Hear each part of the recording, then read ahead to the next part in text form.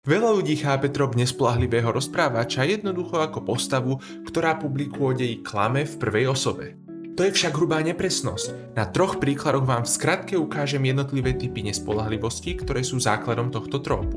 Vražda Rogera Ackroyda od Agaty Christie je jeden z najznámejších a ľahko identifikovateľných príkladov. Rozprávač je vrahom, ktorý rozpráva o svojej účasti na vyšetrovaní. Zámerne však vynecháva rôzne detaily. Ale veď Dennis, poviete si, toto je presný príklad tej hrubej nepresnosti, čo si spomínal na začiatku. Presne tak. Problém však nastáva, pokiaľ sa presunieme do psychologických príbehov zameraných práve na vnútorný svet rozprávača. Vynikajúcim príkladom je Prekliatý ostrov od Dennisa Lehana, v ktorom hlavná postava prežíva svoju ilúziu reality. Sám v ňu verí a pokladajú za pravdivú.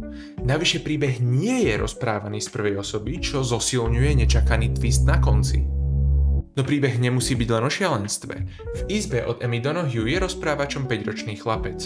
Ten nepozná svet mimo pár metrov štvorcových veľkej izby, v ktorej ich s mamou drží u nosca. Nie je klamár ani cvok. Je to proste 5-ročné dieťa, ktoré sa narodilo v zajatí a nechápe príšerný podtón celej situácie. Nespoľahlivý rozprávač preto nie je lacný trik, ako oklamať čitateľa. Je to nástroj ukazujúci, že objektívna realita neexistuje. Existuje len to, čo nám dovolí vidieť naše ego, trauma alebo nevinnosť. Sledujte ma, pokiaľ vás zaujímajú podobné témy a nebojte sa dať like tomuto videu, pokiaľ vám mimo existenčnej krízy niečo dalo.